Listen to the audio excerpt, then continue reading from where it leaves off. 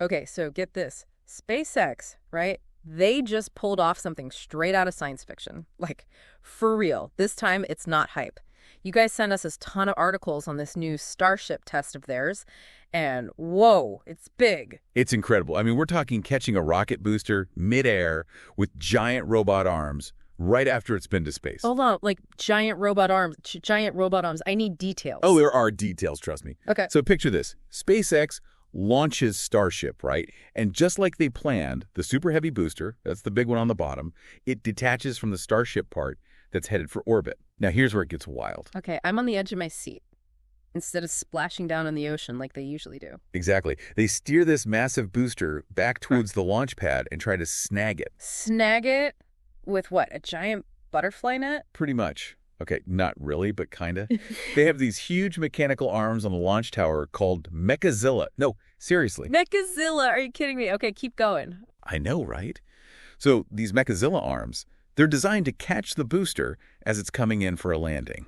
And this time, they nailed it. No way. This is the first time anyone's landed a rocket booster back on the launch pad after it's actually been to space, right? Like, that's insane. First time ever. And it's not just some cool party trick. This is revolutionary stuff. We're talking about the future of space travel. Okay, so back up a second. For those of us who aren't, rocket scientists, why is this such a big deal?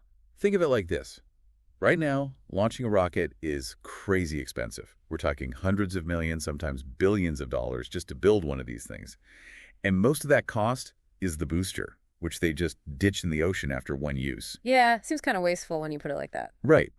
But if you can catch the booster and reuse it, you're cutting out a huge chunk of that cost. It's like the difference between buying a plane ticket and owning your own private jet. Whoa, okay, so space travel for the masses. Sign me up. That's the idea. Imagine being able to launch a rocket, land the most expensive part, fuel it up, and launch it again, all within a matter of hours. Hold up. Hours. Serious. That's what SpaceX is aiming for. Yeah. It's ambitious, but that's SpaceX for you. And it's not just about saving money, although let's be real, that's a big part of it. Yeah, I mean, who doesn't like saving a few $billions here and there? Exactly. But it's also about opening up space to more people, more ideas, more possibilities. Imagine launching satellites for a fraction of the cost, which would be huge for things like communication, Earth observation, you name it. It's funny. You always think about space travel and it's like, oh, we're going to go to Mars, but you never really think about how it could impact us back here. It's easy to get caught up in the sci-fi of it all, but the benefits here on Earth could be enormous. But speaking of space travel, this brings us to the bigger picture of SpaceX's ambition. Starship. Right. This whole rocket catch was just one part of a much bigger plan. Exactly. The Super Heavy booster is just the first step, literally. It launches the Starship spacecraft, which is what actually carries people and cargo into orbit. And Starship, that's where things get really interesting. Okay, so enough about the booster. Tell me more about Starship. What's so special about it? So Starship is designed to be fully reusable and is built for deep space missions. We're not just talking about quick trips to orbit anymore. This thing is built to take us to the moon, to Mars, maybe even beyond. Hold on, are we talking about, like, colonizing other planets here? Because that's a whole other... Well, that's the long-term goal, at least according to Elon Musk. He's said it many times. He thinks humanity needs to become multi-planetary to survive.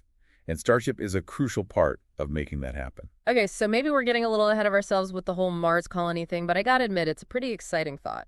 But while we're on the topic of Starship and Musk's grand plans, didn't SpaceX get into a bit of hot water with the FAA recently? I vaguely remember something about that. Oh, yeah. There's definitely been some tension between SpaceX and the FAA, which, they're the ones who regulate all the launches in the U.S. The FAA has some concerns about SpaceX's operations, especially when it comes to safety in the environment. Right, because SpaceX is kind of known for, let's say, pushing the boundaries a bit. Yeah, they like to move fast, sometimes break things. And the FAA, well, their job is to make sure everything's done by the book, especially when you're talking about something as inherently risky as launching rockets. So it's like the classic clash of, like, the innovator versus the regulator. Pretty much. You've got SpaceX, who wants to revolutionize space travel, and the FAA, who wants to make sure everything is safe and doesn't blow up on the launch pad. Okay, so what exactly is the FAA concerned about, and what's SpaceX's side of the story? I mean, they can't just be launching rockets willy-nilly, right?